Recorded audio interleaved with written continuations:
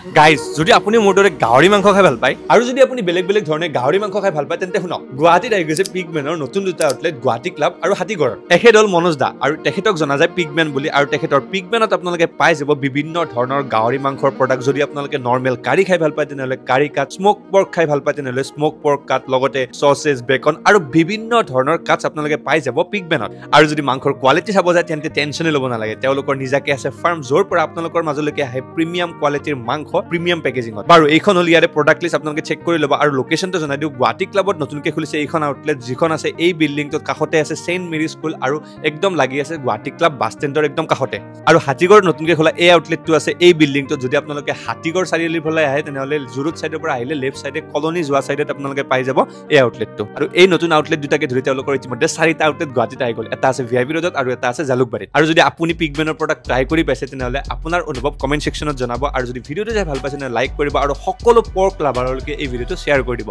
thank you so' much next ভিডিঅ'ত লগ পাম